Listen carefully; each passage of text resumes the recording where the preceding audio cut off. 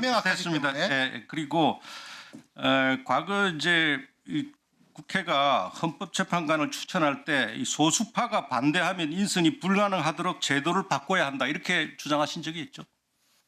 네, 논문에서 그런 주장을 한 적이 있습니다.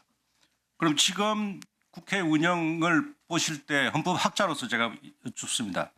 이게 지금 이렇게 민주당의 다수파가 거대 여당이 소수파에 배려하는 것 같습니까? 예, 소수파의 배려 여부에 대해서는 뭐 여러 가지 관점에 의해서 평가가 있을 수 있다. 자, 그러면 제가 묻는 거는 앞으로 방미통일위원장이 되신다면 이 또 소수파의 우대에 관해서는 어떻게 하실지 여쭙습니다. 당연히 소수파도 뭐 이렇게 소수파라는 것은 사안별로 달라질 수 있으리라고 생각을 합니다. 저희가 7분의 위원으로 구성되어지는데요. 각각의 사안에 대해서 누가 다수인지 소수인지는 사안의 성격에 달라질 수 있고 위원장으로서 그 회의 주재자의 임무를 충실히 수행하기 위해서는 모든 분들의 의견을 최대한 경청해서 모두가 합치되는 의견으로 나아갈 수 있도록 제가 할 수 있는 모든 노력을 다해야 한다고 생각합니다. 한민수 위원님 질의하십시오. 예, 서울 강북을 국회의원 한민수입니다.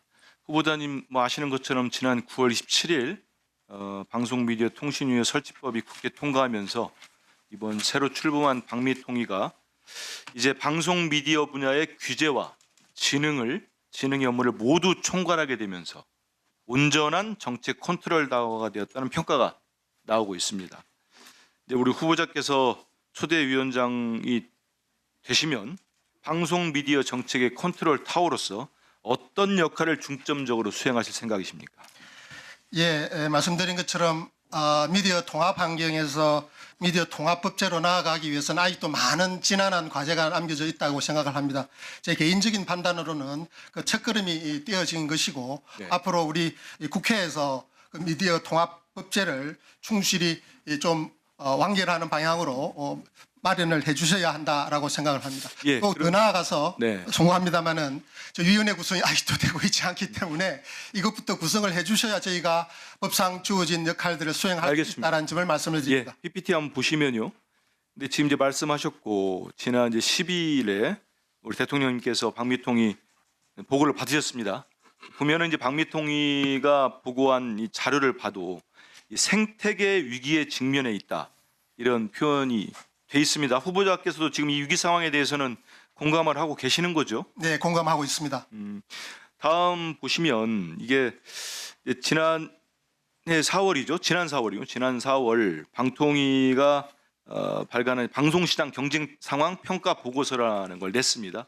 보면은 이게 방송사업 매출액 총 규모가 18조 9,575억 원인데요. 이게 2003년도 신용카드 대출 부실 사태, 가계 사태 이후로 처음으로 이렇게 역성장이 됐다고 합니다. 4.1%.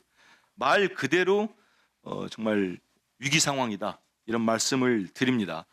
다음 PPT 한번 보시겠습니다. 24년도에 정보통신정책연구원이 우리나라 유료 방송을 이용하지 않는 이유를 조사한 게 있습니다.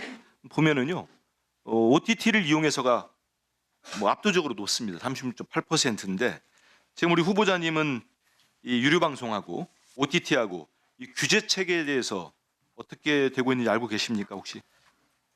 예, 전반적인 상황의 추세에 대해서는 이해하고 있는 것으로 이해합니다.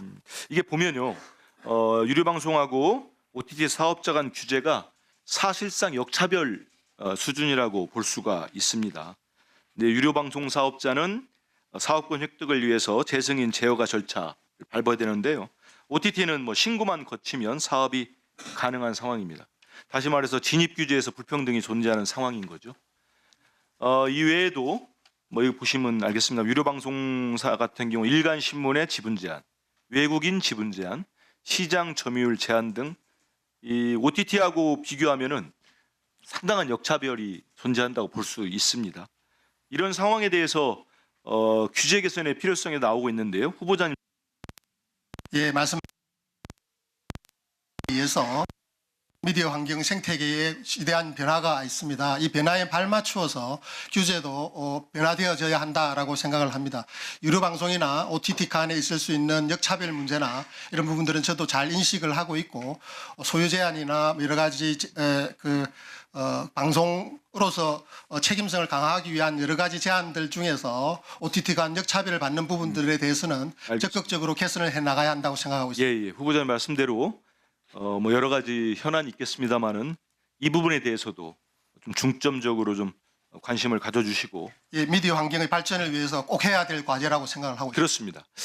이 대통령께 보고된 자료에도 언급이 됐었는데요. 방송법, IPTV법. 제가 지난 9월에 두 차례에 걸쳐가지고 패키지로 발의한 법안들입니다. 방송 미디어 시장의 규제 개선을 위해서 이 법안들이 조속히 처리될 수 있도록 우리 후보자님께서 위원장 취임하시면 잘 살펴봐 주시기를 부탁드리겠습니다. 예, 적극적으로 지원하도록 하겠습니다. 예.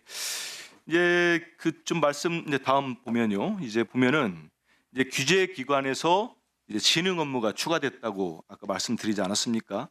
근데 이런 부분들이 실제로 잘 될 것인가? 여기에 대한 우려들이 또 나오는 것도 현실입니다. 이제 업계의 이런 우려들을 해소하기 위해서는 이제 규제 개선과 더불어서 방송 미디어 진흥 예산을 후보자께서 세심하게 살펴보셔야 됩니다. 취임 전시긴 합니다만은 이번 저희 26년도 내년도 2026년도 방송 미디어 진흥 관련된 예산을 보면은 이게 상당히 예산이 반영이 안 된 게 많습니다. 실제로 반토막난 상황이기도 하고요. 가령 이제 방송 영상 AI 학습용 데이터 구축 사업 이게 25년도에는 200억 원 예산이 편성이 됐었는데요. 올해 보면 전액 미반영됐습니다. 그리고 지역 방송 및 홈쇼핑 협력 소상공인 판로 개척 반드시 필요하지 않겠습니까?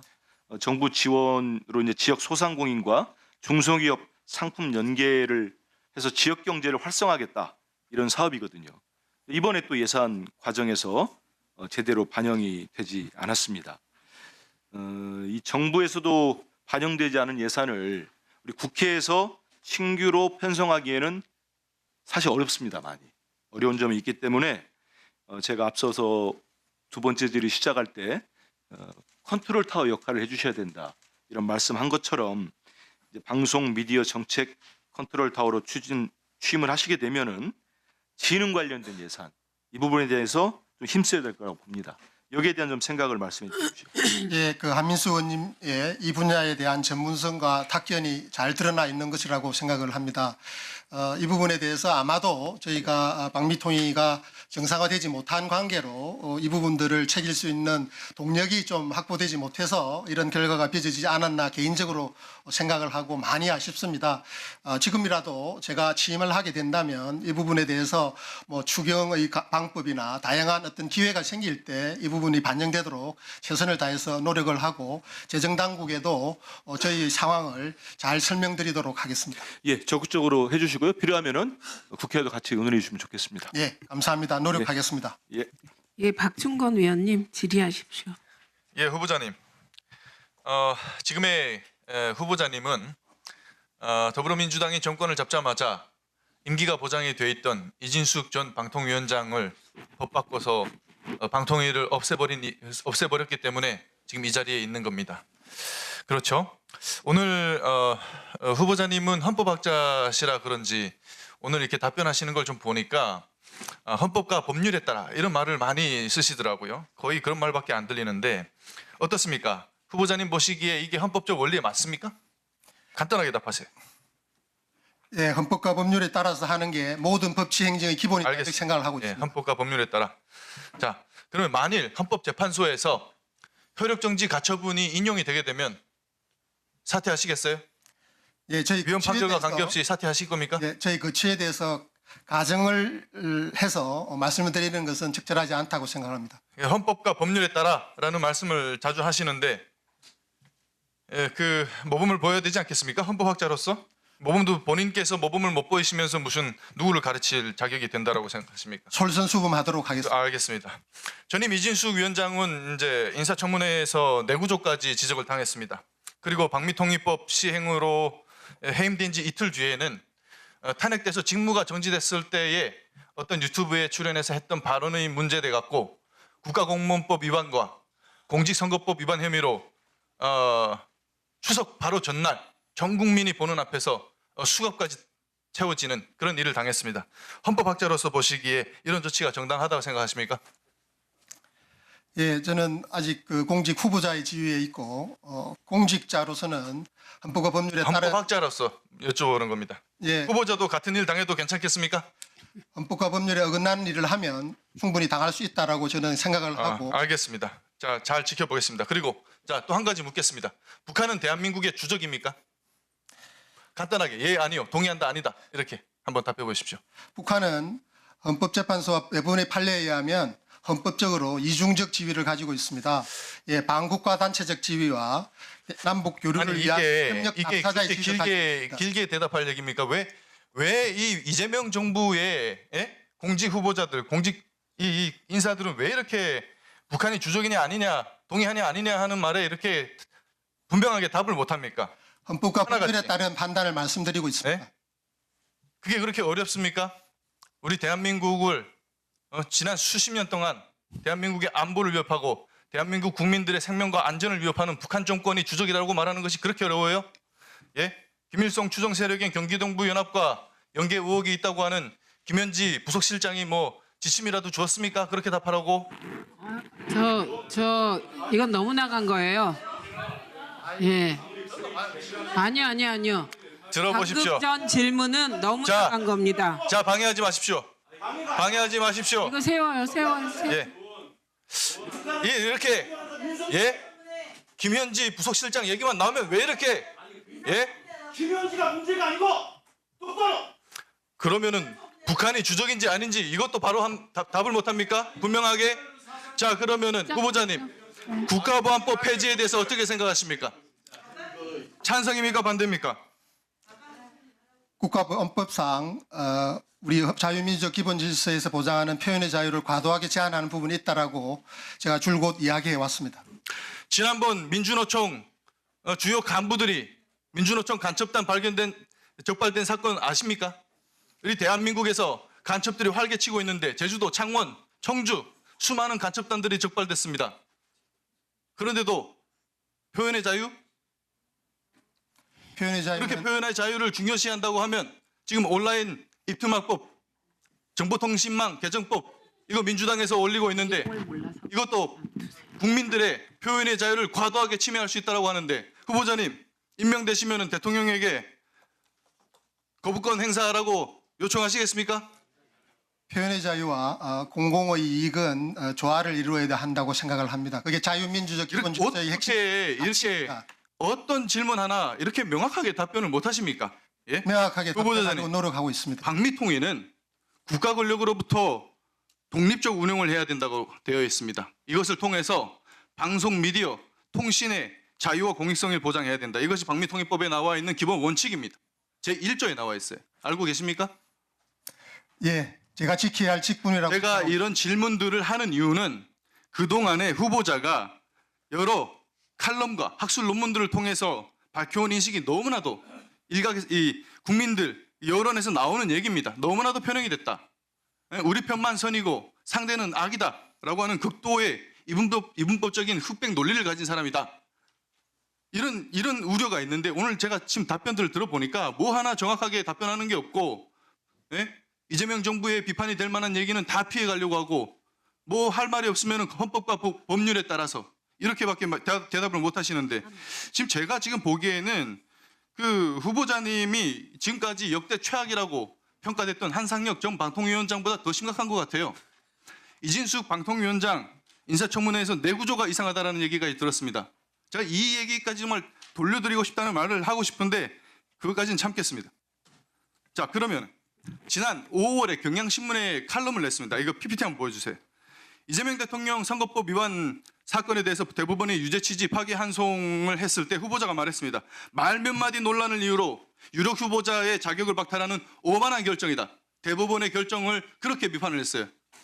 이거 후보자님 어떤 취지로 말씀하신 겁니까? 간단하게 답해 보세요. 예, 국민의 대통령 후보 선택권을 박탈할 수 있고 유력한 후보의 참정권을 박탈할 수 있는 부분을 대장동 지적한 개발 실무를 맡았던 김문기 처장이 스스로 목숨을 끊는 사건이에요. 그 사건에 관련된 겁니다. 사람이 죽었어요. 그런데 대통령이 김문기를 몰랐다. 같이 찍은 사진은 조작됐다. 이렇게 말 몇 마디 이런 말을 했는데 그 논란에 그칠 일입니까? 유족들 앞에서도 그렇게 말씀하실 수 있어요? 헌법과 법률에 따른 원리를 말씀드린 겁니다. 대장동 1심 판결 어땠습니까? 당군 이래 최대 개발 비리라고 했던 7,800억 원의 천문학적 범죄 수익이 범죄자들, 주범들의 손에 들어갔습니다. 그리고 주범들인 김만배, 유동규, 징역 8년, 정영학, 남욱 모두 법정 구속됐어요. 이게 말 몇 마디 논란으로 되는 일임, 그칠 일입니까? 그렇게 생각하세요? 헌법적으로 참정권은 보장되어야 하고 국민들의 대표 선택 그러니까 헌법이 지금 보장돼야 됩니다. 이재명 대통령을 중심으로 해석이 되고 이재명 대통령을 중심으로 돌아갑니까? 헌법은 오로지 헌법 국민을 학자로서 중심으로 양- 작동합니다. 학자로서 양심을 갖고 소신 있게 얘기를 하셔야지. 그렇게 해가지고 어떻게 학생들 가르칩니까? 지금 그리고 학자로서 나온 게 아니라 국무위원 후보로서 나온 겁니다. 이 자리에. 여기가 학술 토론회장이 아니에요. 2분 드리겠습니다. 2분 드리겠습니다.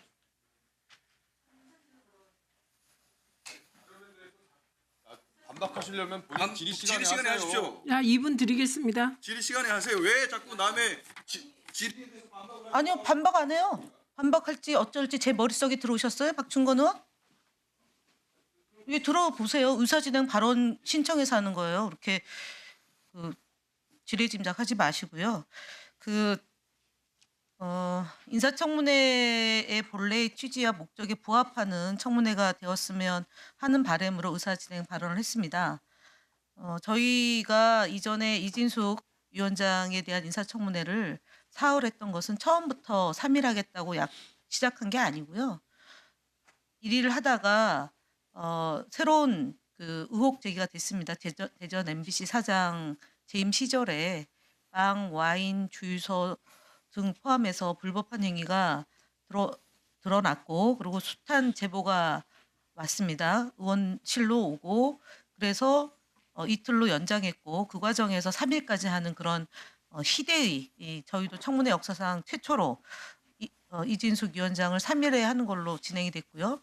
그리고 이번 청문회 과정에서 야당 의원들이 통상 청문회 내용 중에 대통령이 보낸 잠깐 제목이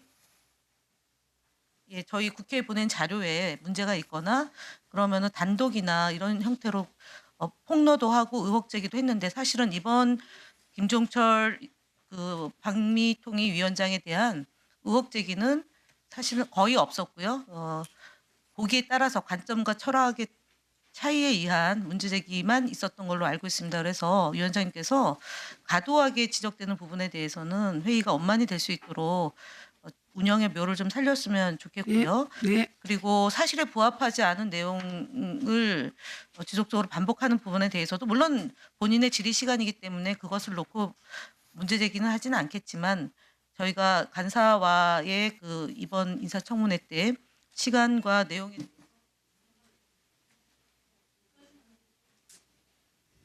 비슷한 취지 아닌가요? 네, 비슷한 취지일 거라고 봅니다.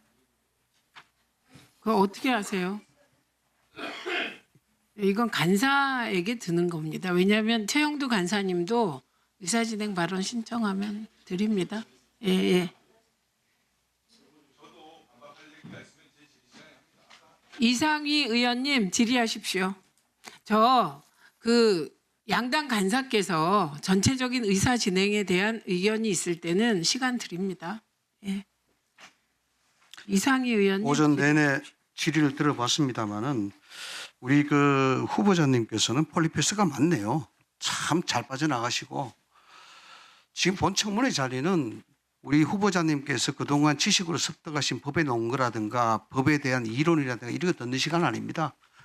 가지고 계신 국정 전반에 대한 생각 그리고 그 바탕에 깔려 있는 국가 인식도 이런 거를 우리 묻는 거예요.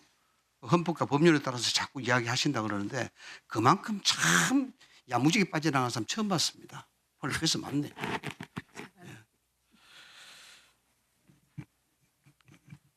오전에 우리 박정훈 의원께서 질의하셨는데 제가 끝을 못 들었어요.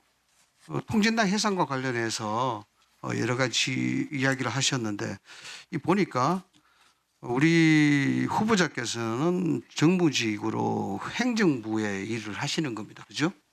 예? 그래서 어떠한 사고를 가지고 치우쳐 있는지 그 사고가 치우쳐 있는지 이걸 아는 거는 굉장히 중요한 일입니다. 왜냐하면은 강요들은 대한민국의 체제를 수호할 책임과 의무를 갖고 있습니다. 인정하시죠? 인정합니다. 그래서 조금이라도 거기에 어긋나거나 위험도가 있으면 안 되는 거 아시죠? 그렇습니다. 예. 자신하십니까? 자신합니다. 왜 우리 박충원 의원께서 이야기하시고 그러냐 하면은 지금까지 법률학자로서 헌법학자로서 물론 10분 이해는 됩니다만 지금까지 해왔던 칼럼의 기고라든가 발언의 내용이라든가 등등을 봤을 때 특정 정치 세력과 괴를 같이 하기 때문에 그래요. 그래가지고 지금 방송이라는 독립성과 객관성을 가진 그 정책을 제대로 수행할 수 있겠느냐? 이걸 묻는 겁니다.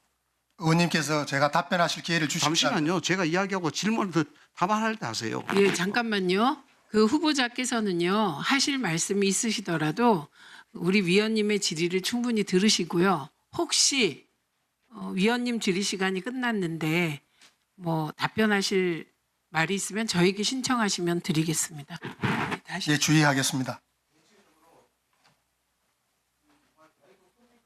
아닙니다. 왜 그래? 예. 대체적으로 말씀이 기다는 얘기입니다. 저게. 예? 우리는 질의할 수 있는 그 시간이 한정이 돼 있어요.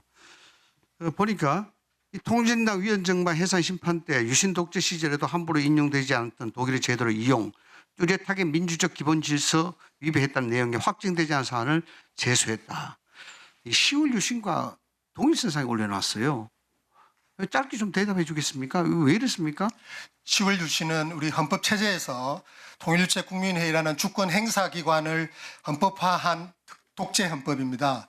헌법재판소가 이런 부분들에 대해서 예, 알겠습니다. 함부로 결정하면 그런 결과가 빚어진다는 말씀이었습니다. 그런데 이게 지금 8대 1인데 8대 1도 됐잖아요. 그죠?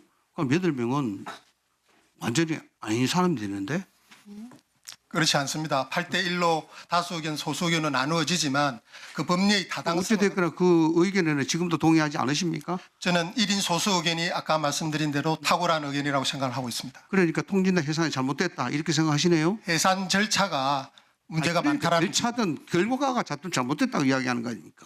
그죠? 말씀 잘하셔야 됩니다. 네, 헌법과 법률이 잘못됐습니까? 정한 원칙을 헌법재판소가 잘못 적용한 바가 있다라고 생각하는 겁니다. 잘못 적용한 바가 있다. 그러니까 잘못됐다는 거네요. 그죠? 그렇습니다.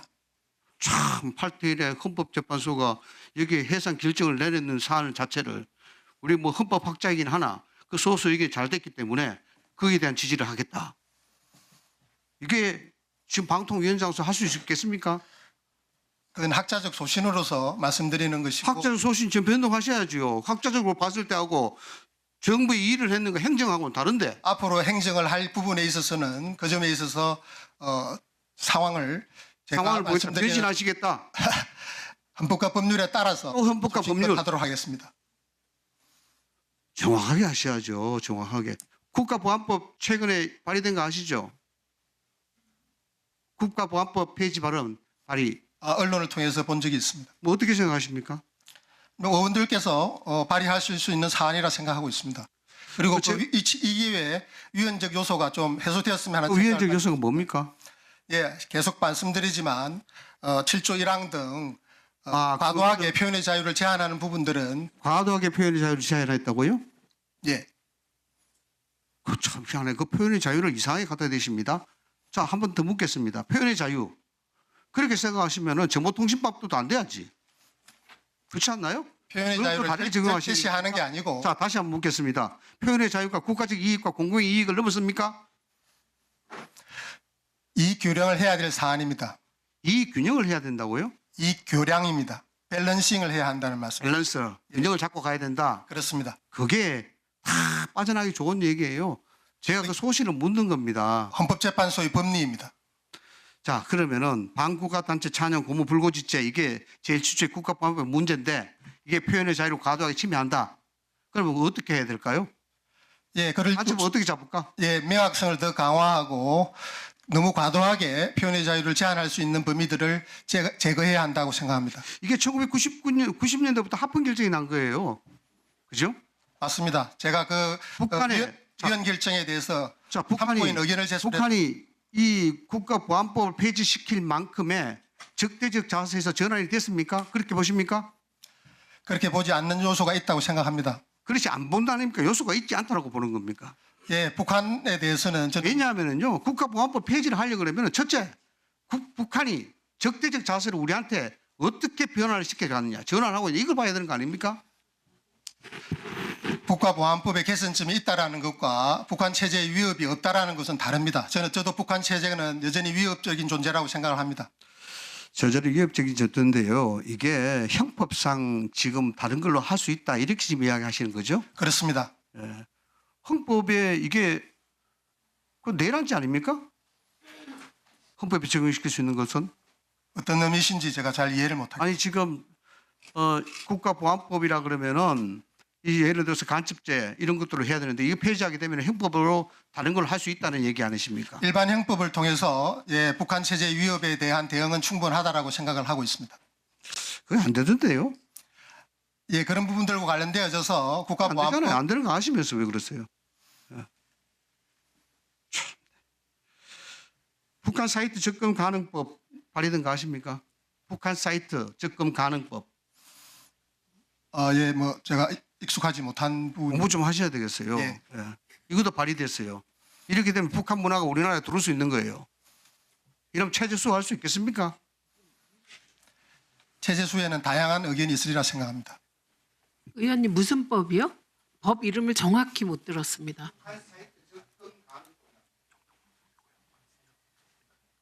북한 사이트 뭐요? 아니 근데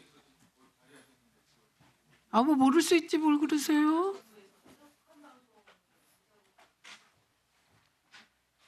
아니 그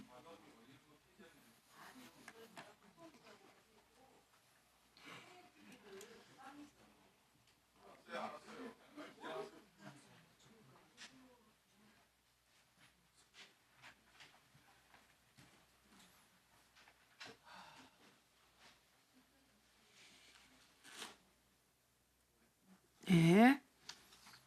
황정화 의원님 질의하십시오. 네, 후보자님, 여러 의원님들께서 질의를 많이 하셨는데 정돈이 좀 필요한 것 같아서요. 헌법의 제1원칙이 뭡니까? 헌법의 제1원칙.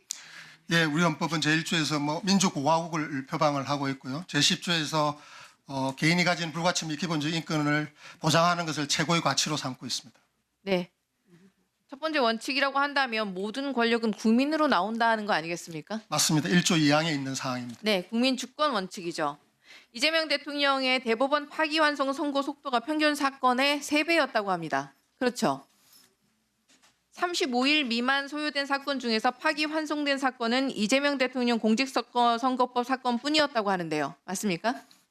네, 뭐 정확한 사실관계에 대해서는 예, 네. 지금은 야당이고 그리고 당시 여당이었던 국민의힘 후보가 이렇게 당했을 때도 아마도 헌법학자로서 똑같이 국민 주권의 원칙을 말씀하셨었겠죠. 당연하고 사실은 이 주제에 대해서 저는 2000년대 초반부터 논문으로 주장을 해온 바입니다. 네. 사법이 정치를 해서도 안 되는데 사법이 국민 주권 행사의 가장 중요한 절차인 선거에 개입했다. 거기에 더 심각한 것은 이재명이라는 유력 대선 주자에게만 가혹하고 비정상적인 절차를 진행했다. 이런 부분 때문에 그 판결이 지금도 비판을 받는 거 아닙니까? 박미통위 위원장으로서 언론의 표현과 자유를 지키기 위한 국민 주권 원칙을 말씀해 주십시오. 예, 국민 주권은 미디어 환경과 관련돼서 미디어 주권이라는 개념으로 저희들이 사용할 수 있다라고 생각을 합니다. 기본적으로 방송 미디어 통신은 두 가지 차원에서 국민 주권 혹은 미디어 주권을 실현합니다. 먼저 인간의 존엄과 가치가 최대한 발현되어지는 소통의 장이 마련되어져야 합니다. 그리고 이 장은 안전해야 한다라는 것입니다. 최근에 저희가 경험하고 있는 이런 불안전한 상황, 해킹 그리고 개인정보 침해 이루어지는 상황은 여기에 정면으로 역행하는 것이고 박미통위 위원장으로서 이것을 실현하기 위해서 최선을 다하겠습니다. 또 다른 한편으로는 공론장은 민주적 기본 질서의 핵심적인 부분입니다.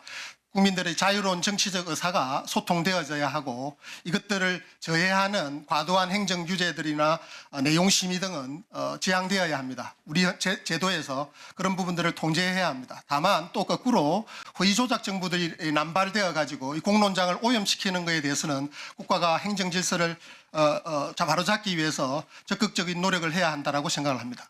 네, 헌법학자이자 언론학자로서 윤석열이 지금 언론의 자유에 가한 폭거와 탄압을 아마 모두 기억하실 겁니다. 윤석열 정권 당시에 언론의 자유를 한 줄로 평가한다면 어떻게 하시겠습니까? 예, 헌법과 법률에 어긋나는 공권력의 행사로 국민들을 매우 어렵게 만든 일이라고 생각을 하고 있습니다. 윤석열 정권은 말도 안 되는 논리로 언론 입틀막을 자행해 왔습니다. 일기예보에 미세먼지 농도 1을 표시했다고 선방심의가 제재를 가하는 정말 희대의 코미디 같은 일들이 벌어졌고, 후보자님, 윤석열 정권의 방송 잔화 언론 입틀막 소송 어떻게 진행되고 있는지 아십니까? 예, 뭐 저희 이 방미통위와 관련되어질 수 있는 사항들과 관련되어져서도 많은 내용 심의 규제에 대해서 소송이 진행되어져서 전부 패소한 것으로 알고 있습니다. 네, 화면 보시면 방송 심의 입틀막 소송 전 2심 포함해서 총 31전 31패 전패 기록하고 있습니다. 서울고법은 전용기 탑승 제한 보도 제재의 취소 판결에서 정부 정책을 감시하고 비판하는 것이야말로 언론 자유의 핵심 내용에 해당하고 이러한 언론 자유와 국민의 알 권리를 보장하기 위하여 정보 수집을 위한 취재의 자유는 중요하게 보호되어야 한다라고 판시했습니다. 해당 판결문에 대해서 어떻게 생각하십니까? 예, 지극히 합리적인 판결이라고 생각하고 있습니다. 네, 근데 아직도 방송장 언론 탄압 소송이 지속되고 있어요. 이재명 정부 들어서 법무부가 지금 항소 포기를 지휘하고 있죠. 그런데 방미통위에서 먼저 부당한 소송전을 모두 포기하겠다라는 의지를 표명해야 하지 않겠습니까? 예, 여러 사안들에 대해서 법리적 근거나 또 사안 자체의 또 여러 가지 특수성이 있을 수 있는 부분들을 종합적으로 검토해서 대응해야 하지 않나 이렇게 생각을 하고 있습니다. 이제 새롭게 탄생하게 된 방미통위가 윤석열 정권의 방통위와는 완전히 다르게 언론의 자유, 표현의 자유라는 헌법의 정신을 지킬 것이라는 국민의 신뢰가 생겨야 되지 않겠습니까? 예, 그렇게 하도록 열심히 노력하겠습니다.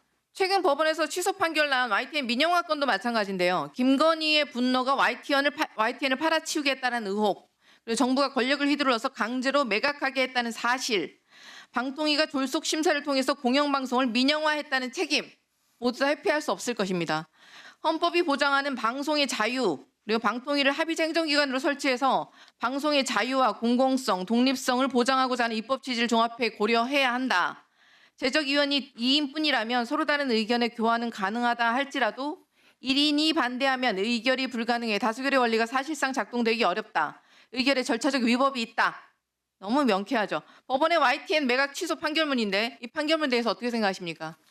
예, 절차적 문제점을 지적한 좋은 법리라고 생각이 되었습니다. 네, 민주주의를 지키기 위해서 합의제 기구로 만든 방통위가 윤석열 정권의 폭거에서는 언론 장악, 김건희 신기 보좌 기구로 추락했다는 비판에 대해서는 어떻게 생각하십니까? 예, 뭐 숙고하고 성찰해야 될 부분이 있다라고 생각합니다. YTN 매각은 아시다시피 졸속 심사의 전형이었습니다. 윤석열 정부는 YTN을 민영화하기 위해서 한전 KDN의 혁신 계획안을 뒤집으면서 매각을 강제했고 유진그룹이 최다액 출자자 변경 신청을 한 지 하루 만에 기본 계획이 의결되었고 보안 자료에 대한 재심사 과정 없이 2인 의결이 강행되었었습니다. 이제라도 이러한 위법 행위들을 정상화해야 되지 않겠습니까? 예, 위원회가 제대로 구성이 되면 위원님들과 숙고해서 법리의 정신이나 여러 분들 살펴서 종합적으로 판단하도록 하겠습니다. 한마디로 말하면 방송 장악 야욕이었죠. 방송 장악 야욕에 그 추진되었던 불법 YTN 매각. 으로 한 줄로 요약할 수 있습니다. 불법 YTN 매각에 대해 법원이 1심에서 철퇴를 날렸습니다. 방미통위가 과거의 결별을 위해서라도 판결은 수용하시고 항소 포기하시는 게 당연하겠죠? 위원회가 구성이 되어지면 수기에서 결정할 사안이라고 생각합니다. 네, 후보님 잘 판단하셔야 될 것 같은데 윤석열 정권의 언론 입틀막 살인 중에서 MBC 전용기 탑승 배제 등의 비판 보도 매체 접근 제한, 방심위 심의제도 남용, 비판적 보도에 대한 고소 고발 등 사법적 압박이 다시는 발생해서는 안 된다고 서면질이 이미 답변하셨습니다. 그렇다면 이런 언론 입틀막 다시 발생하지 않도록 제도를 개선해 나가야 하지 않겠습니까? 예, 제도 개선을 위해서 제가 할 수 있는 모든 일을 위원회 구성원들과 같이 모아가도록 하겠습니다. 예, 신성범 의원님 질의하십시오. 네, 신성범 의원입니다. 오전 질의를 통해서 저는 이제 방통위와 성계이지만 새롭게 탄생한 완전히 달라진 방미통위의 차이점을 제가 묻어봤는데 안 여쭤볼 수 없는 게 이 부분이에요. 지금 후보자가 앉아 계신 것은 이진숙 전 위원장이 임기를 못 마치고 쫓겨났기 때문입니다. 이건 움직일 수 없는 사실이에요.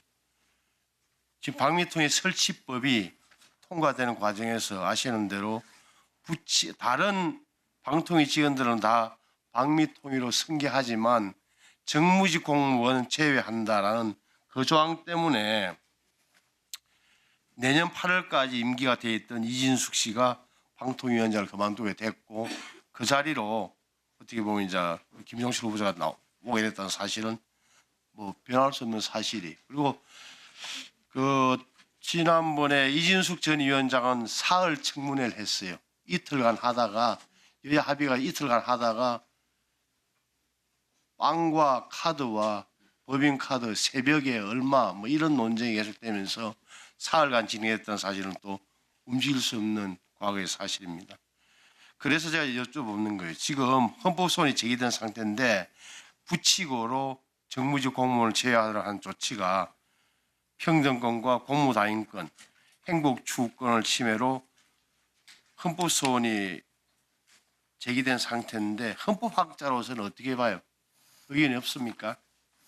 네, 뭐 헌법학자로는 견해가 있을 수도 있겠습니다만은 아까 계속 지적해 주시는 바와 같이 제가 공직 후보자로 있는 상황에서 사건이 계류 중인 부분에 대해서 말씀을 드리기가 매우 곤란합니다. 양해해 주시기 바랍니다.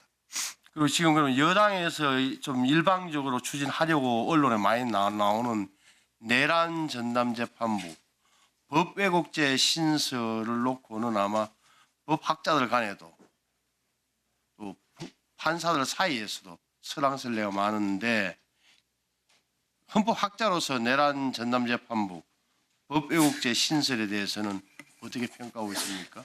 예, 역시 그 또한 제가 뭐 이전에 의견을 발표해 놓은 바가 있다면 제 소견을 말씀드리겠습니다만은 새로 진행되고 있는 상황이기 때문에 또 제가 공직 후보자에 있는 입장에서는 공무 수행에 방해가 될 수도 있는 여러 가지 점들을 고려해서 예, 답변을 드리지 못하는 걸 양해해 주시면 감사하겠습니다. 그 전에 쭉 기고하신 걸 보니까 이런 게 하나 있어요. 방통위 사태의 재구성이라는 작년에 8월 달에 쓰던 칼럼이 제 눈에 들어온다면 다시 한번 기억을 환기시켜 드릴게요. 여기에서 후보자는 당시 교수 시절에 국가 권력은 공론장에 개입해서는 안 되고 합의제 기구는 정당성과 절차를 갖춰야 된다고 여러 차례 지적했습니다. 제가 여쭙고 싶은 거는 이제 교수 시절에 어떻게 보면 뭐 비판자나 평론가의 말에서 책임자의 자리로 옮겨왔는데 과연 그 말이 어떻게 변하는지 유효한지를 여쭙는 겁니다.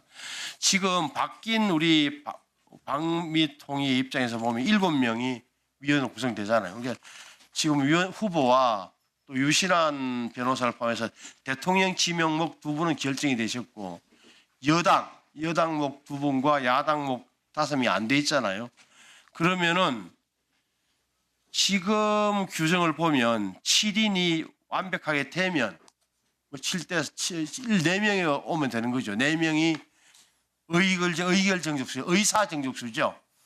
그리고 의결정족수는 아마 4명 참석자의 과반이면 어떻게 됩니까? 참석자의 과반이 될 수 있습니다. 그러니까 예. 7명이 다 구성이 됐다면 4분, 어떻게 보면 전체 여권목, 대통령 지명 2, 여당 추천 2이 모여서 회의를 하고 그중에 4명 가운데 3명만 찬성하면 되는 거잖아요.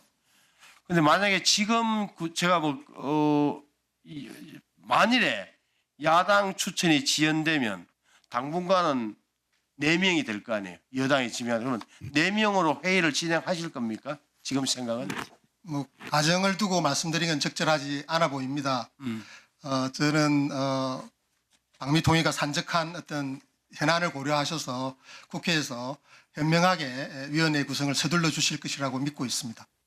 물론 그렇게 되면 좋은데 이게 지금까지 뭐 방통위 시 이야기입니다만 그렇게 잘 돌아간 적이 드물잖아요. 그리고 이미 정파적으로 대표자들이 뽑혀서 정파적 시각을 갖고 가서 싸우는 금수장처럼 돼 있는 게 이 동네인 걸 아시면서 비현실적인 말씀을 하시면 안 되고 제가 여쭤보는 거 그래서 지금 머릿속에서 여러 가지 생각이 있을 텐데 적어도 4명으로 회의를 진행해서 중요한 사안을 의결할 수도 있다 이렇게 마음속에서 결론을 내리고 있는지 아니면 뭐 상황을 보겠다는지를 묻는 거 아닙니까? 예, 그 법상으로 이전 법과는 달리 의사정족수가 구성되어져서 결정을 할 수 있게 되어 있습니다. 그리고 지금 산적한 현안들이 있는데 행정공백을 또 마냥 기다릴 수는 없다라고 생각을 합니다. 그리고 또 우리 의원님께서 말씀을 해주셨지만 저희가 지명을 받는 과정에서는 대통령목, 여당목, 야당목으로 나누어 있지만 일단 위원이 되고 난 다음에는 위원으로서의 어떤 직무에 따라서 헌법과 법률에 따라서 허심탄회하게 이 사안별로 저희들 의견을 모아갈 수 있으리라고 믿고 제가 사실은 이직을 맡으려고 한 부분들도 그런 저희 노력들을 해보고자 하는 어떤 그런 각오가 있었습니다. 그 각오를 너무 이상적으로만 생각하지 마시고 믿어주시면 제가 할 수 있는 것 최선을 다해보도록 하겠습니다.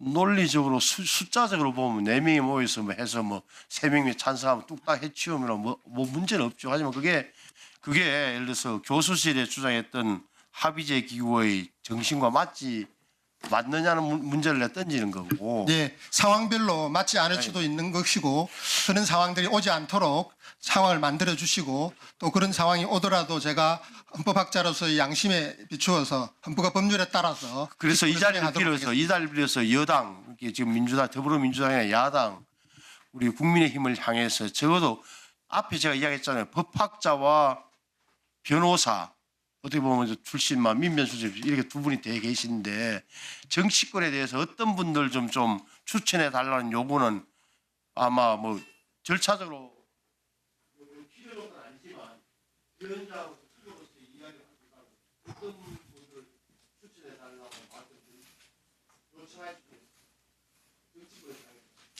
예, 저와 더불어서 오로지 헌법과 법률에 주어진 직무에 따라서 대화 타협의 정신으로 저희 직무를 수행할 수 있는 훌륭한 군대를 추천해 주시기를 개인적으로 바라고 있습니다. 예, 강명일 MBC 제3노동조합 위원장께서 2시부터 와 계시고요. 그리고 전준영 전국언론노조 YTN 지부장, 송지연 전국언론노조 TBS 지부장이 참고인으로 출석해 계십니다. 참고인들은 일정 시간을 두고 질의하시고 이석하시도록 그렇게 하는 게 맞는 것 같습니다. 그러니까 질의를 좀 해주시기 바랍니다. 노정면 의원님 질의하십시오. 오늘 야당 의원님들 질의하시는 거 보면 전반적으로 국민의힘이 윤석열과 내란이라는 이 프레임에서 저는 개인적으로 조속히 벗어나길 바라는 입장인데 이진숙조차도 여전히 두둔하기 위해서 참 노력들 하신다라는 생각이 들어서 참 안타깝습니다. 후보자께 제 그 법적 상식에 해당하는 얘기를 좀 해서 후보자 생각을 이끌어 보고 싶은데 12.3 비상계엄에 대해서 법원이 내란이라는 판결을 안 내렸는데 왜 자꾸 내란이라고 하냐 이런 문제 제기들을 지속적으로 해요. 제가 이렇게 비유를 해봅니다. 경찰관이 현행범을 보고 체포하는데 그 상황을 두고 체포영장 받아오라는 것과 같다. 좀 과장된 비유인가요? 간단하게만 답해 주십시오. 답을 안 하셔도 됩니다. 예, 제가 다른 얘기하겠습니다. 현행범에 대한 평가하고 무죄 추정의 원칙이 이게 충돌하는 개념이 아니라고 저는 배웠습니다. 현행범에 대한 판단, 근거가 명확하고 객관적인 증거들이 이미 공개돼 있으면 범죄는 범죄라고 판단하는 것이 맞다. 단 모호함이 있을 때 무죄 추정의 원칙을 철저하게 지켜야 되는 것이다. 이게 맞죠? 예, 저도 그렇게 이야기하고 있습니다. 특히나 공직자라면 현행범이 분명한 것을 두둔하기 위해서 무죄 추정의 원칙을 끌어붙이는 이런 정략적인 행태는 지양해야 한다. 여기 동의하시죠? 동의합니다. 네. 국가보안법에 대한 얘기를 좀 해보겠습니다. 너무 이 얘기를 하셔서 2025년에 색깔론이라니 참 뭐 지적 좋습니다. 그러나 그것이 법률적이어야 하고 상식적이어야 하고 논리적이어야 합니다. 그런데 들어보면 비법률적이고 비논리적이고 비상식적이에요. 심지어는 이것들을 지금 국회라는 공간에서 확대 재생산하고 있습니다. 국민들을 호도할 우려가 있어서 국가보안법 수십 년에 걸친 개정 논란, 폐지 논란의 본질이 국가보안법에 규정되어 있는 그 내용 자체가 아니라 이것의 오용 가능성, 그래서 헌법에 위배될 가능성을 우려한다는 것을 말씀드려 보겠습니다. PPT 보시겠습니다. 국가보안법 가장 논란이 되는 7조 1항은 국가의 존립, 안전이나 자유민주적 기본 질서를 위태롭게 한다는 정을 알면서 반국가단체나 그 구성원 또는 그 지령을 받은 자의 활동을 찬양, 고무, 선전 또는 이에 동조하거나 국가 변란을 선전, 선동한 자는 7년 이하의 징역에 처한다.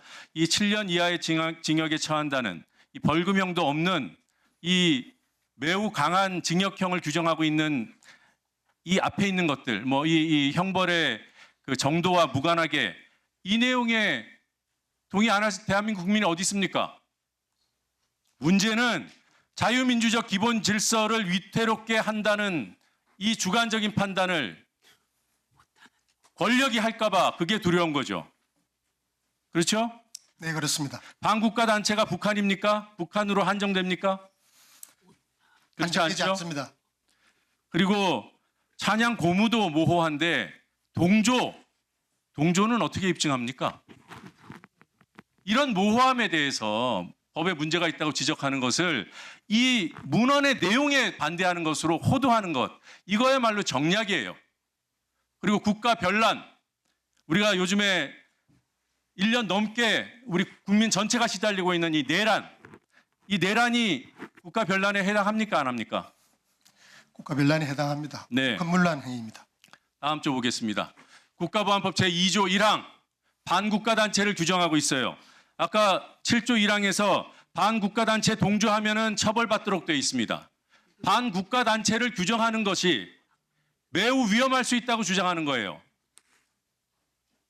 우린 이미 다 겪었어요. 윤석열이라는 그 무도한 권력자한테서. 다음 보시겠습니다. 윤석열이 입만 열면 반국가 세력, 반국가 단체 외쳤습니다. 심지어는 광복절 경축식 축사에서도 멀리 갈 것도 없습니다. 다음 거 보겠습니다. 이번 내란 재판을 하는 와중에서도 자기가 끌어내리라고 한 대상은 반국가 단체였다. 이 발언이 자신의 책임을 덜기 위한 발언이기도 하지만 여전히 윤석열의 머릿속에는 반국가 단체라고 하면 처단해도 되는, 끌어내도 되는 그런 대상인 거예요. 이렇게 위험한 권력을 직전에 경험했는데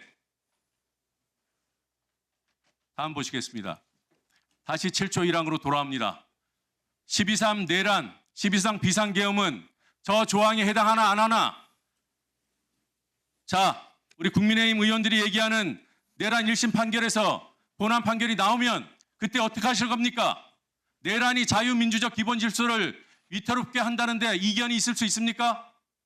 내란 세력이 정부 조직으로 철저하게 위계에 의해서 움직였는데 반국가 단체가 아닐 수 있습니까?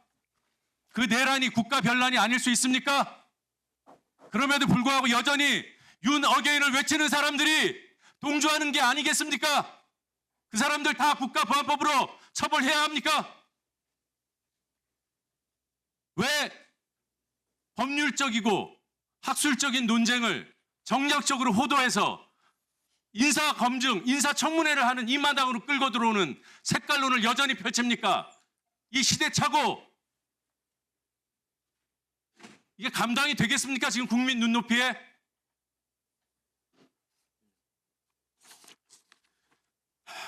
현안 질의를 해야 하는데 왜 색깔론에 맞서서 싸워야 하는지 진짜 안타깝고 답답합니다. 여기 와 계신 공무원들, 참고인들, 후보자 당사자는 물론이고 겉으로는 국회를 존중한다고 하겠지만 속으로 무슨 생각을 하겠습니까? 이 상황을 지켜보고 계실 국민들은 어디서 끼어들고 있어?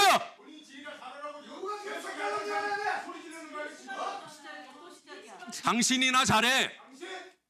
당신은 당신 소리 들을 자격 있어. 아이고 진짜 인간이 좀 되라. 인간이 좀 돼.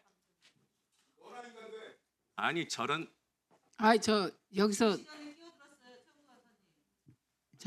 아니 일어나시죠, 당신은 두 도대체 분 다. 무슨 교육을 받고 자랐어요? 예? 어디서 반박 이런 씨. 아니야 이거는 20초에서 시작. 너? 좀 이따. 너?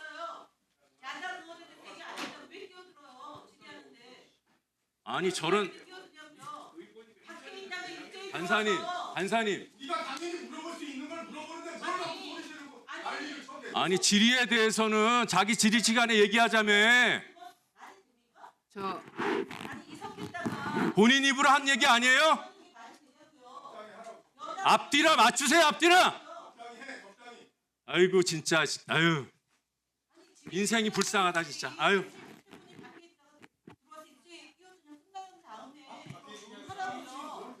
아니 위원장님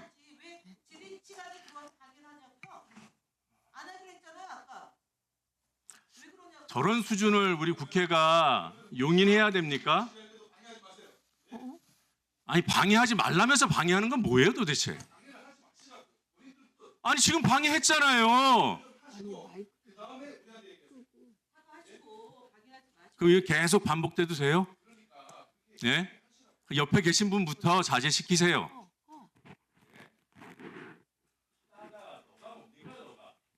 저기 노정면 의원님 25초 남았어요. 하시겠어요? 마무리하세요. 25초 주세요. 예, 25초 주세요. 예, 35초 되면 딱 끊으세요. 제가 구독해서 저 박종훈 의원 정도 되는 사람한테 너라는 소리를 들어서 참 부끄럽습니다. 그 부분 우리 지켜보신 국민께도 죄송스럽고 국민의힘 내부에서 저런 태도가 용인될 수 있는지 한번 예. 최수진 위원님 질의하십시오. 제가 자료 제출을 포기할 수가 없습니다. 또 얘기하겠습니다. 아까 공법 학회장 임기 종료 후에 고용보험 수당 수령 요거 받은 경위 설명 자료 왜 안 주십니까? 본인은 받은 적이 없다고 합니다. 위원장이 이거는 의심 정황입니다. 잠깐만요. 잠깐 기다리세요. 이 부분은 아까 설명하실 때 이제 그 남아 있는 실무자가 받은 것이 이렇게 쓰여 있는 것 같다고 말씀하셨잖아요. 네, 제 임기 이후의 일에 대해서는 제가 책임을 알지 해줄 수 못한다. 없습니다. 아니 상식적으로 근로자 본인이 부담을 했다고요? 본인이. 잠깐만요. 네. 이거는 자료 내셔야 됩니다. 아니 근로자 부담분, 사업자 부담분 있잖아요. 이 부분에 대해서는 뭐 13만 8,600원이네요. 총액이 맞나요? 저는 제가 인지하고 있지 못한 사안인데요. 학회에서 아마 그 문의를 해서 확인을 할 수 있지 않을까 이렇게 생각합니다. 네. 요거는 학회 문의해서 학회 답변을 지금 빨리 실무자에게 요청을 해서 받을 수 있는지 빨리 확인해 좀 보겠습니다. 움직이시죠? 예. 네. 요거는 그렇게 처리하겠습니다. 그리고 네, 진행. 100번 양보해서 이진숙 위원장 실제로 법인카드 냈습니다. 제가 말하는 거 간단합니다. 상지학원 이사 때, 한국언론법학회 회장 때 수당비 활동 지급비 지급 내용 내세요. 요거 잠깐만요. 요거는 상지학원 이사가 2018년인데 이때 어떤 수당을 받으셨나요? 회의 참석 수당을 받습니다. 예, 회의비 그 이외에 뭐 이사가 법인 카드 등을 가지고 있지 않고 사용하지도 않습니다. 예, 일단 카드가 없었다. 그러니까 이건 낼 수 없고요. 그럼 수당 얼마 받았나? 그 몇 년 하셨어요? 지금 최근에 제 공직 지명 때문에 그만두시고요. 사임할 때까지 그러면 그 회의비가 다 정해져 있잖아요. 맞습니다. 그것도 자료 뭐 내시죠 뭐. 그 부분이 필요하다고 하면 예, 그다음에 내도록 하겠습니다. 한국언론법학회 회장의 경우는 법인카드가 있나요? 없습니다. 예, 그 회장에 딸린 법인카드가 없습니다. 학회 카드라는 게 있습니다. 그 학회 근데 그건 학회의 공무 집행을 위한 카드이고 회장 카드가 아닙니다. 네, 회장 개인 그리고 카드가 회장 학회는 회장 월급이나 뭐 수당 같은 게 없습니다. 회의비도 회의비도 그 학술대회 역할을 맡는 부분들에 대해서 발제나 사회. 예, 맞습니다. 예. 그런 부분에 대해서 외부 지원을 받거나 하는 경우에 주어지는 경우들이 자. 있는데 그 외에는 직무 수행과 관련되어서는 오히려 회장이 자기 이 쌈짓돈을 풀어서 하는 것이지 학회 돈을 사용하지 않습니다. 예, 그래서 지금 요 화면에 있는 것 중에는 한국공법학회에 연락하셔서 저 근로자 부담분 11만 8,930원, 10만 8,160원, 13만 8,600원, 사업자 부담분 뭐 15만 얼마 요거에 대해서 이게 어떻게 된 거냐고 빨리 질의하시고 답 네, 받으시고요. 사실관계 확인을 좀 요청해 보도록 하겠습니다. 예, 그다음에 상지학원의 경우는 회의 수당 받은 거 내라는 거죠. 카드가 없으니까요, 이건. 그럼 회의 수당 얼마 받으셨는지, 회의가 몇 번 있었는지 기억해서 주십시오. 아마 저 상시학원에 요청하면 받을 수 있지 않을까 생각을 하면 실무진에게 요청하도록 하겠습니다. 네, 지금 두 개입니다. 예, 그리고 또 하나 생활기록부는 이진숙 때 받았습니다. 그것도 받아주세요. 생활기록부 받았어요? 네, 받았습니다. 생활기록부 받은 의원실 손 들어보세요. 받았습니다. 저 지금 이거를 제기한 건 이혜민 의원이십니다. 이혜민 의원님 생활기록부 받으셨어요?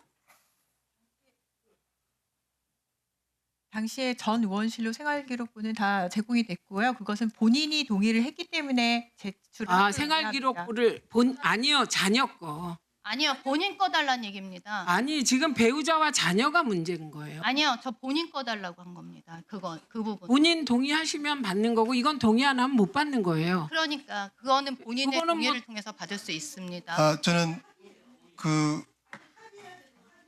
예, 그래서 이 부분은 잠깐만요. 아니, 그러니까 그거는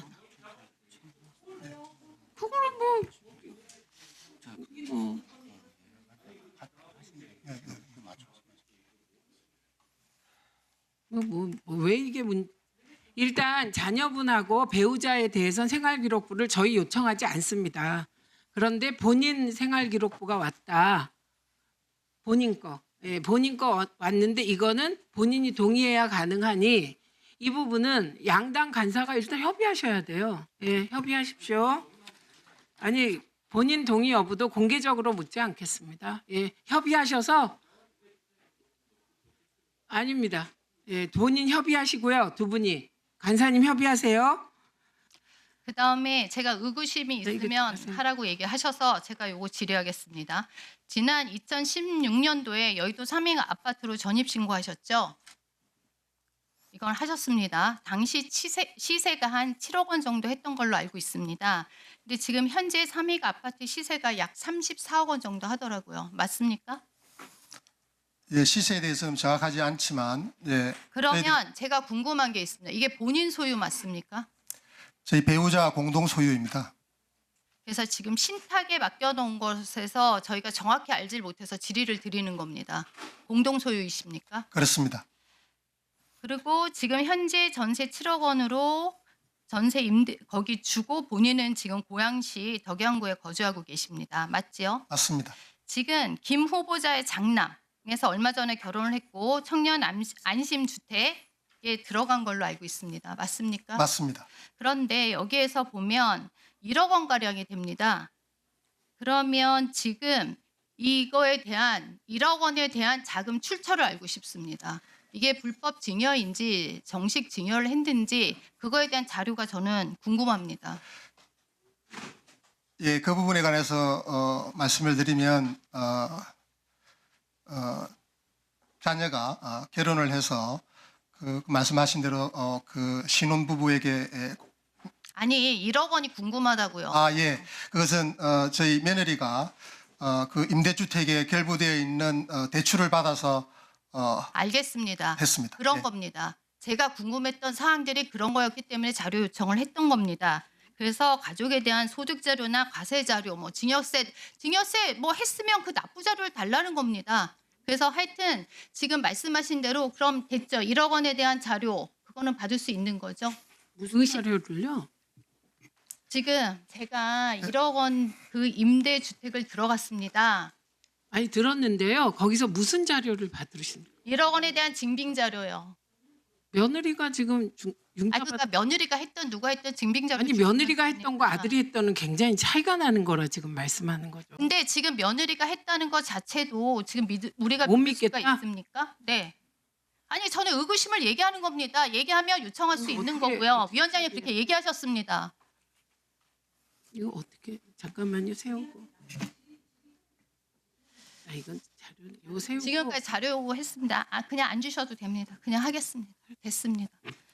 지금 제가 오늘 하여튼 그 자료 받아주시고요. 오늘 인사청문회를 하면서 후보자가 과연 정치적으로 중립적인 인물인지 국민 대다수의 의견이 편견 없이 받아들일 수 있는지 저는 그거에 대한 의심을 하고 있습니다.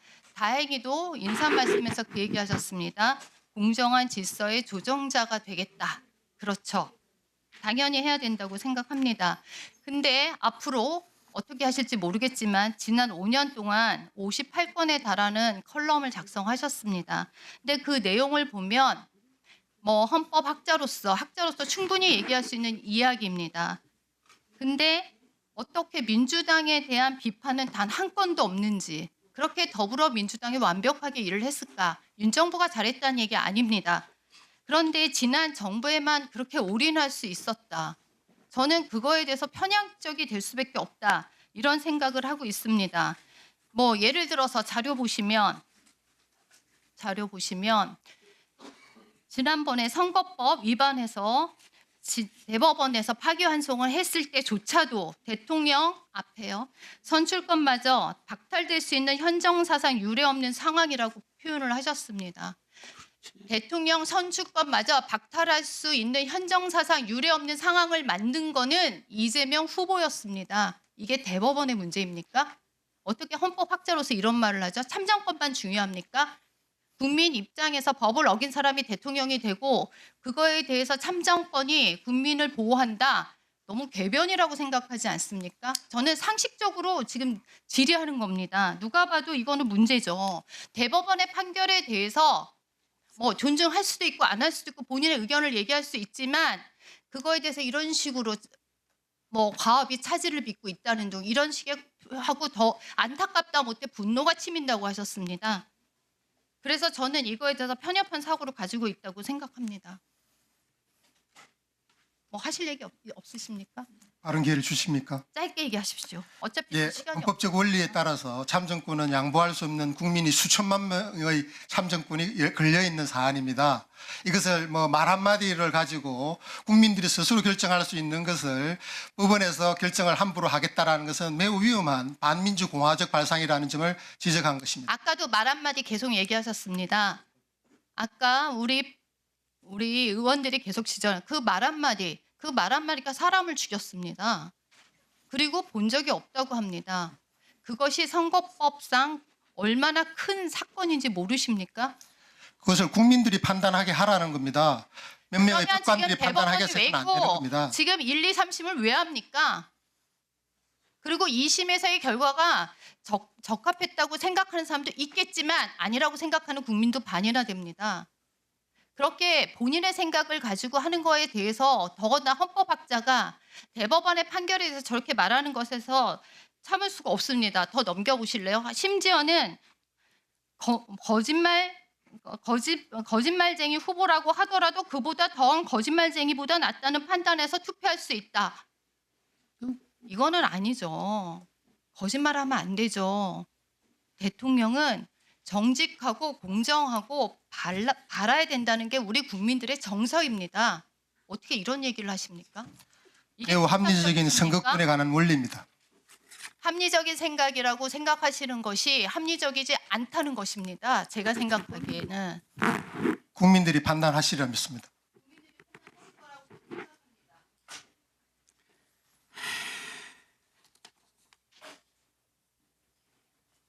이주희 위원님 질의하십시오.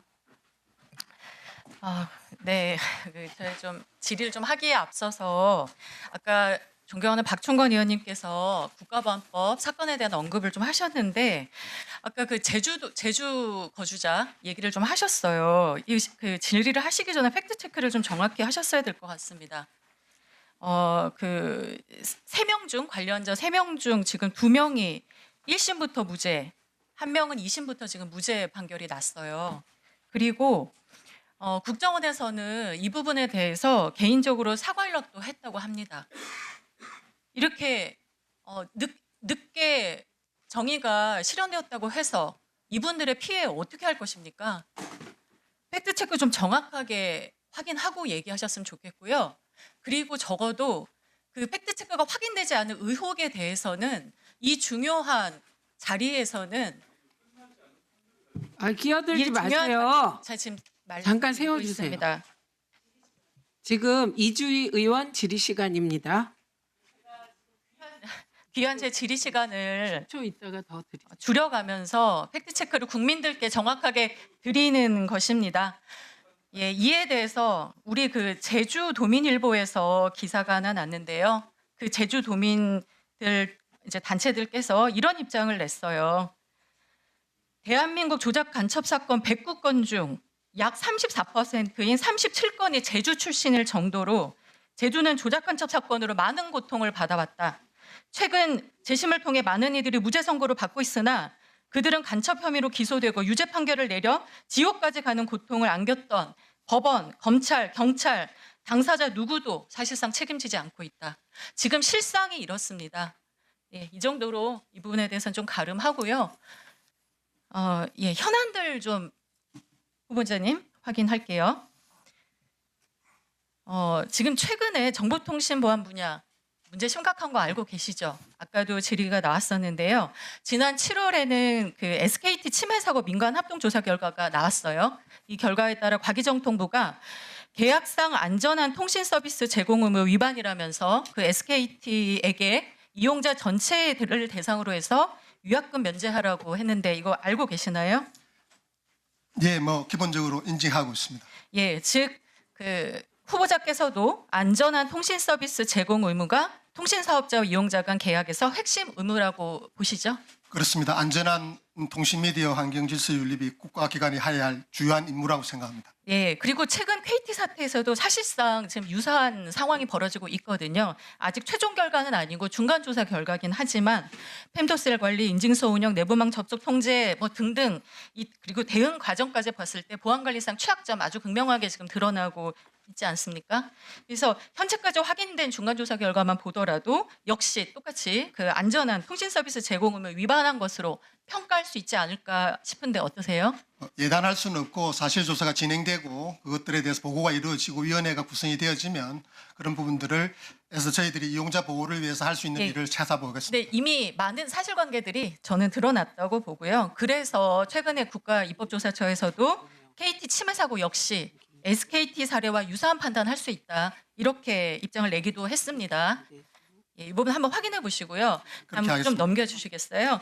그래서 특히 지금 우리 그 방미통일법 새롭게 도입된 이 법에서 제1조 목적 조항에 이용자 권익 보장 명문화되었습니다. 아시죠? 예. 예, 이번 KT 침해 사고 같은 사안에서 방미통리가 바로 이 이용자 권익 보장을 위해서 어떤 역할과 조치를 할 수 있다고 보시는지 간단히 좀 부탁드릴게요.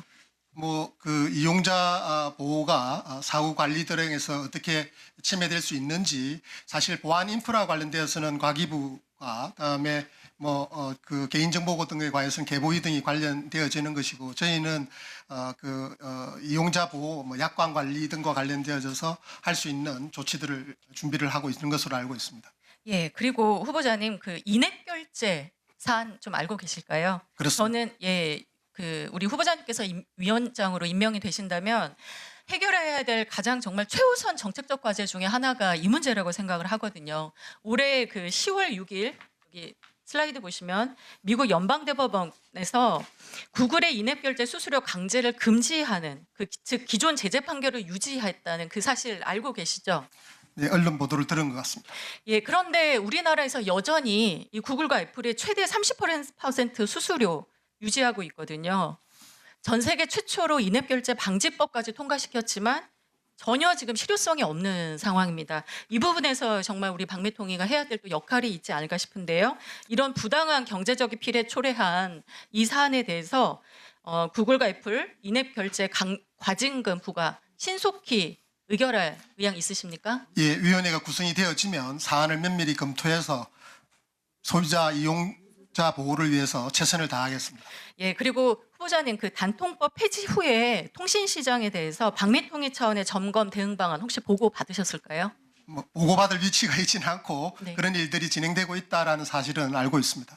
예, 근데 이용자 선택권이 확대될 것이라는 기대가 이 폐지로 인해서 있었는데 여전히 실제 현장에서는 체감하지 못하고 있는 상황이라고 하거든요. 요거 좀 꼭 살펴보셔야 될 것 같아요. 예, 그래야 할 사안으로 생각을 하고 있습니다. 그런데 그동안 말씀하신 것처럼 뭐 해킹 등 사고로 인해서 이 부분에 대한 단통법 폐지 효과를 정확하게 실측할 수 있는 시간은 좀 부족하지 않나 이렇게 생각을 하고 예, 있습니다. 단통법 폐지 후속 조치 예. 속히 좀 마련해 주시고 예, 법령 개정 등 필요한 사항들을 예. 신속히 진행하도록 하겠습니다. 네, 맞습니다. 그리고 참 여러 가지 짚을 사안이 많은데 다른 건 뒤로 미루고 아까 제가 후보자님의 가장 최근 공저 인공지능과 법 읽어봤다고 말씀을 드렸는데요. 그중에서 그 민주주의 자체를 위협하는 인공지능의 부정적 효과라는 파트 전 좀 인상적이었습니다. 기억하시죠? 예. 네, 그 인공지능은 정보 이용자에게 맞춤형 정보를 제공하는 소위 선택적 노출 전제하고 있지 않습니까? 그래서 후보자님께서도 이 선택적 노출로 인해서 정보 오염과 정보 편향성 발생할 수 있다. 예를 들어서 뭐 필터 버블, 에코 체인버, 빅너칭 이런 현상 예를 들면서 설명하셨더라고요. 네, 그렇습니다. 맞습니다. 예, 맞죠? 예. 특히 그 정보 감시가 가능한 구조적 위험성 그리고 디지털 기업의 영향력 강화에 대한 공공기관의 역할 약화 또 허위 조작 정보에 대한 정보 오염 이런 부분들 다 구체적으로 언급을 하셨거든요. 지금 이런 내용들로 비춰봤을 때 후보자님께서 인공지능이 우리 사회에 초래할 여러 가지 문제점을 굉장히 학술적으로도 전문적으로 분석을 많이 하고 계신 것 같고 이게 방매통위 위원장 업무 수행에도 큰 도움이 될 거라고 보는데 이러한 인공지능으로 인한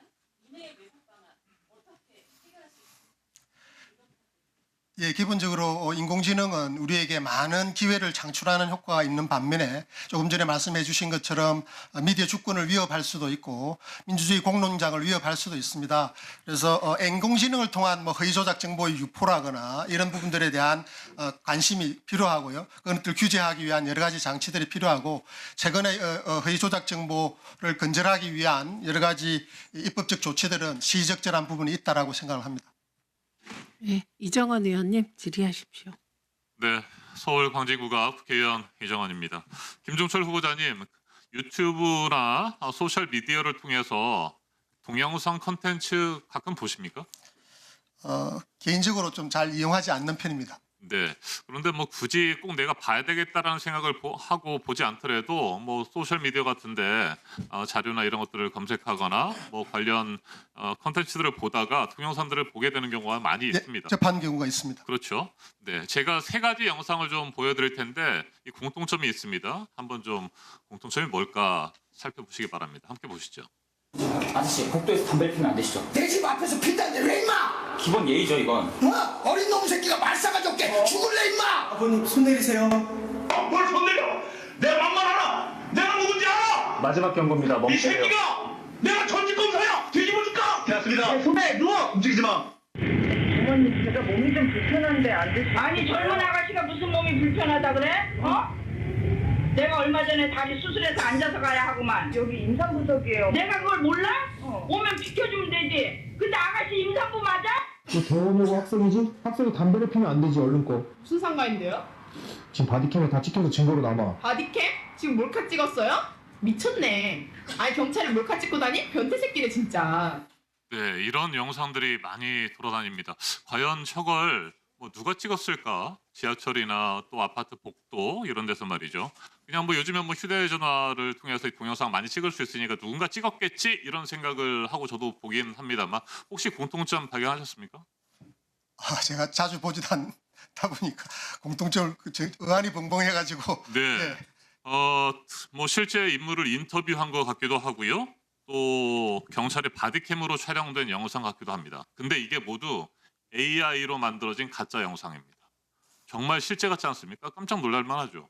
예, 뭐 말로만 듣던 거를 제가 직접 경험하는 것 같습니다. 네, 전직 검사가 아파트 복도에서 흡연을 하다 걸려가지고 경찰에 체포되고 지하철 안에서 임산부 자리를 놓고 말다툼이 벌어지고 있고요. 또 미성년자가 담배를 피다가 경찰과 말다툼을 벌이기도 합니다. 이런 동영상을 보면서 달리는 댓글들을 좀 보니까요. 경찰이 왜 저러냐, 뭐 가중 처벌해야 한다, 저 사람 진짜 나쁜 사람이네, 막 이런 것들. 정말 실제 영상처럼 보면서 댓글들을 답니다. 그런데 알고 보니까 AI 영상이라고 하는 것이죠. 그런데 이 개별 영상 하나하나를 살펴봐도 그 어디에서도 AI 영상이라고 하는 것이 자막조차 나오지 않습니다. 깜짝 놀랄 만한 것이죠. 이게 도대체 얼마나 조회수가 나올까 한번 살펴봤습니다. PPT 한번 보시죠. 이게 같은 유튜브 채널에서 나오는 건데 경찰 바디캠 순찰 24시라고 하는 유튜브입니다. 최고 조회수가 319만 회, 128만 회, 69만 회. 엄청나게 많은 사람들이 보는 거죠. 이런 동영상들이 지금 무방비 상태로 떠다닙니다. 겨우겨우 여기 찾아가서 유튜브를 소개하는 난에 보니까 거기에 작게 나옵니다. 네, AI 영상이다. 근데 개별 영상에는 아무런 표시가 돼 있지 않으니까 이런 영상들이 굉장히 많습니다. 그래서 저도 멋진 영상을 하나 보면서 이게 과연 실제 영상인가 아니면 AI 영상인가를 항상 찾아보기도 하고 AI라고 써 있는지를 확인하는 건데 이거 정말 이 상태로 놔둬서는 안 될 것 같습니다. 현행법에 따르면 정보통신망법에는 AI 생성 컨텐츠 표시에 대한 규정이 없습니다. 그래서 이용자들은 이걸 정말 사람이 촬영해서 만든 것인지 아니면 AI 영상인지 구분할 수가 없습니다. 그래도 다행히 내년 2026년 1월 22일부터 시행되는 AI 기본법에 보면 생성물 표시제라고 하는 것이 규정되어 있습니다. 이거 혹시 아세요? 예, 들었습니다. 네, AI 기술을 개발하거나 서비스하는 사업자에게만 적용이 됩니다. AI 기술 개발자나 서비스하는 사업자의 경우는 이것을 AI로 만든 영상이다라고 표시해야 되는 것이죠. 그런데 플랫폼 사업자라든지 개인 유통자에 대해서는 적용이 안 됩니다. 그러니까 저렇게 만들어가지고 그냥 막 올려요, 개인이. 그래도 아무런 표시가 돼 있지 않습니다. 이렇게 되면 아까 그 보신 영상처럼 세대 간의 갈등, 또 남녀 간의 갈등, 또 각종 사회 갈등을 부추기는 자극적인 내용의 영상들이 실제처럼 돌아다닌다는 상황이거든요. 어떻게 생각하세요? 예, 생성 단계에서 표시제를 유통 단계에서도 플랫폼 사업자들에게 요구하는 그런 입법 보완이 필요하다고 생각을 합니다. 네, 해당 결과물이 AI에 의해서 생성됐다는 사실을 이용자가 명확하게 인식할 수 있도록 하는 조치가 필요합니다. 예, 공감입니다. 네, 다음 PPT 한번 보시겠습니다. 그런데 이런 영상들이 특히 어르신들이라든지 뭐 어린 아이들에게 노출되는 경우에 그냥 고지고대로 믿을 가능성이 더 높다는 것입니다. 표기 없는 AI, 우리 어르신들에게 위협적이라는 내용입니다. 65세 이상의 그 이용 시간을, 미디어 이용 시간을 살펴보니까 2019년에 3시간 50분이었는데 2024년 4시간 6분, 16분 증가했습니다. 65세에서 69세 다 비슷하고요. 80세 이상 어르신들도 17분 이상 이런 미디어에 더 노출되고 있습니다. 이건 방송미디어통신위원회가 제대로 챙기지 않으면 큰일 나게 되는 상황입니다. 예, 공감하고 잘 챙기도록 하겠습니다. 제가 보여드린 사례처럼 상업 광고가 아닌 일반 콘텐츠 영역에서의 AI 생성물 문제 아직 방송미디어통신위원회 정책 범위 안에 들어가 있지 않습니다. 물론 최근 정부가 AI 등을 활용한 허위 과장 광고에 대한 대응 방안을 마련했습니다. 상업 광고에 대해서는 대책을 세우고 있는데 일반 콘텐츠에 대해서는 전혀 대응되지 않고 있습니다. 방미통일에 관련 그 논의가 시작됐는지 살펴보니까 아직까지는 전혀 이루어지지 않고 있다는 저희가 답변을 받았습니다. 임명되신다면 정부가 마련하는 대책을 보완하고 AI 생성 콘텐츠가 유통되는 과정에서 적극적으로 대응하셔야 됩니다. AI 기술의 속도가 굉장히 빨라지면서 이런 영상물들이 걷잡을 수 없이 홍수를 이루면서 지금 돌아다니고 있습니다. 사실과 허구의 경계를 무너뜨리고 있습니다. 그래서 일반인들은 쉽게 구분할 수 없는 그런 기술의 경지에 이르고 있습니다. 앞서 말씀드린 것처럼 세대 갈등이라든지 혐오를 조장하거나 질서나 사회 신뢰 문제로까지 이어질 수 있는 상황입니다. 이 부분에 대해서 위원장으로 취임하신다면 정말 제대로 관리하시고 신속하게 대책을 세우셔야 합니다. 국회도 필요한 입법이라든지 제도 정비가 필요하다면 함께 힘을 보태겠습니다. 아시겠습니까? 예, 의원님의 문제의식에 공감합니다. 열심히 하겠습니다. 예, 일단 저희가 한국공법학회하고 고용노동부를 통해서 확인한 사실을 확인해 드리겠습니다. 이거 띄워보세요. 이 혼란이 없었으면 좋겠어요. 김종철 후보자가 공법학회 회장으로 취임한 게 2021년 3월 2일 맞죠? 예, 그런데 저기 근로자 부담분, 사업자 부담분은 공법학회가 고용한 근로자에 대한 비용입니다. 그래서 오른쪽에 사업자 부담분이 김종철 후보자가 회장이기 때문에 사업자 부담분에 김종철 후보자 이름이 있는 것이고요. 2024년에 없잖아요. 그때는 실무자가 없었습니다. 그런 것이고요. 그래서 이와 관련하여 고용노동부에서 자료를 제출했는데요. 근로자 부가 현황 부분에 대해서 그러니까 김종철이 근로자였냐. 그래서 해당 사항 없다고 분명히 온 사항입니다. 이 사안은. 됐습니다. 이거 가지고는 뭐 더 아니 이거는 이따가 질의 시간에 하십시오. 질의 시간에. 그 1년과 2년이 상관이 없다고요. 그거는 잘못된 오기라고요. 저쪽에. 지금 요것은 김종철 후보자가 21년 1년 했건 뭐 22, 23, 24, 뭐 25 다 했건 회장과는 상관없는 얘기입니다. 그게 그리고 저 아마 22, 23, 24에 다른 분이 회장을 했을 수도 있는데 그 또한 그 회장과는 상관없는 얘기다. 예, 이런 것입니다. 그리고 나머지는 자료 계속 받고 있습니다. 예, 이혜민 의원님 질의하십시오. 네, 조국혁신당 이혜민입니다. 후보자님, 아까 KT 해킹 관련된 거에 이어서 비슷한 해킹 관련 질의 좀 이어가려고 하는데요. 뭐 국민들은 이렇게 생각하실 수도 있어요. 방미통위가 도대체 해킹이랑 무슨 상관이지? 그렇지만 사실 뒷단을 보면 규제를 담당을 하고 있는 이용자를 보호하는 곳이기 때문에 상당히 할 일이 많습니다. 이게 다 맞물려서 돌아가야지 국민의 정보는 안전하게 보관이 되겠죠. 방위통위가 온라인 주민등록 번호라고 불리는 연계정보 CI에 대해서 혹시 알고 계시나요? 네, 알고 있습니다. 네, 거기에 대한 현재 문제성을 인식을 하고 대안으로서 CI2, 그러니까 두 번째 CI를 생성해서 기존 CI를 전환시키는 그런 방식을 검토하고 있다고 들었습니다. 이 상황 인지하고 계실까요? 들은 바가 있습니다. 네, 이 청문회를 지켜보는 국민을 위해서 후보자님 혹시 CI에 대해서 간략하게 설명을 해주실 수 있을까요? 예, 그러니까 주민등록번호와 연계하는 정보를 생성을 해서 주민등록번호가 가질 수 있는 개인정보 오용을 막기 위한 그런 제도로 알고 있습니다. 그렇죠. 너무나도 소중한 주민등록번호가 노출되지 아니하고도 개인 식별을 하기 위해서 부여되는 그렇습니다. 그런 정보잖아요. 예. 그거는 주민등록번호를 이제 암호화하기 때문에 이 정보로는 주민등록번호로 다시 갈 수 없는 모습으로 그렇습니다. 만들어져 있죠. 예. 지금은 그런데 이 주민등록번호랑 CI가 현재 기준 1:1 매핑이 되어 있는 상황입니다. 복화는 불가능하지만 그래서 어느 순간이라도 주민등록번호하고 CI가 함께 요거하고 요게 연결돼 있다라는 것이 알려지는 순간 개인정보를 보호하려던 노력은 무산이 되는 거겠죠. 그렇습니다. 네.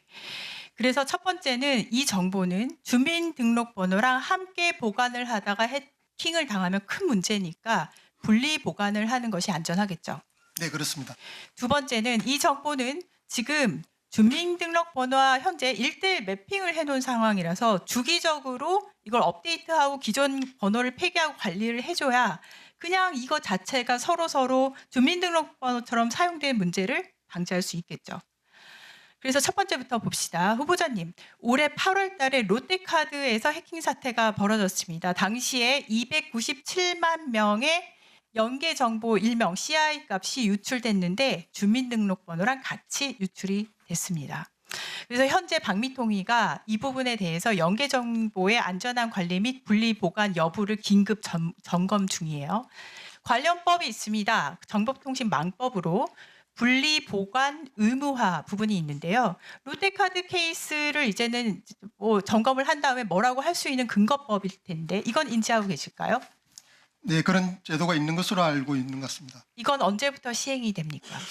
이게 내년부터 시행되는 건가요? 이 의원님께서 좀 말씀을 네. 해주시면 좋겠습니다. 이전 정권의 방미통위가요. 작년부터 시행될 수 있는 법을 국회에서 다 통과시켜서 늦춰서 2027년 5월로 늦춰놨어요. 아, 이제 기억이 났습니다. 네. 그래서 보안 공백이 발생을 했습니다. 실제로 제가 롯데카드 해킹 청문회 때 이 문제를 지적을 했더니 롯데카드 대표가 뭐라고 대답을 했냐고 하면은 저한테 시행이 2027년입니다. 라고 대답을 했습니다. 방미통위에서 지금 롯데카드 긴급 점검을 하신다 한들 뭔가 이렇게 처벌하거나 제재를 할 수 있는 근거를 방미통위 스스로 미뤄놓은 상태예요. 그래서 제가 이 부분을 서면 질의를 했었습니다. 후보자께 늦춰진 것에 대한 의견을 드렸더니 2년 정도의 준비 기간이 필요하다는 사업자들과 전문가 의견을 반영한 것으로 알고 있다고 답을 하셨어요. 저는 이 부분에 대해서는 질문을 드리지 아니할 수가 없습니다. 사업자들이 5년 준비 기간 필요하다면 5년 유예가 되는 거고 10년 필요하다면 10년 되는 걸까요? 아니죠. 그 사이에 보안 구멍이 생깁니다. 롯데카드 경우가 계속해서 생겨나도 된다는 의미는 아니잖아요. 게다가 대부분의 사업자들 현장에서는요. 본인 확인 기간으로 지정이 돼서 이미 분리해서 서버 분리 조치를 시행을 하고 있습니다. 그래서 이 부분에 현장 파악을 하시면 좋겠다는 것. 그리고 지금 상황은 요거 관련해서 쇼핑몰 계정 도용해서 구매 결제, 스미싱, 보이스 피싱이 악용될 수 있는 그런 구조라서 이 사안은 2027년 5월까지 시간을 끌 문제가 아니라 위원장으로 임명되시면 시행령 시기 단계는 논의를 시작하시겠습니까? 예, 지금 이제 의원님께서 말씀해 주시니까 이 사안의 심각성이 저에게 피부로 와닿고 유예가 되고 있는 부분들을 조속히 좀 당길 수 있는 그런 조치들에 대해서 제가 사무처와 협력해서 당기는 열심히 쪽으로요. 노력해 보겠습니다. 네, 두 번째예요. 아까 말씀드린 두 번째 부분인데 방미통위는 이미 털려버린 CI에 대한 문제점 해결하기 위해서 CI2를 마련을 하는데 그거는 좋은데 그냥 새 정보로 전환을 하겠다는 거예요. 근데 제가 봤을 때 이거는 대증치료입니다. 왠지 알려드릴게요. CI는 신용평가사에서 생성하고 각 사업자들에게 생성된 값을 이렇게 보내는 구조인데 2012년도에 도입된 이래로 단 한 번도 갱신이 된 적이 없습니다. 동네 식당 화장실 비밀번호도 바꾸는데 그 정도도 관리가 안 되고 있었어요. 웬만한 비밀번호 우리 가이드라인 줄 때 3개월마다 바꿔라 공지하잖아요. 정작 모든 데이터를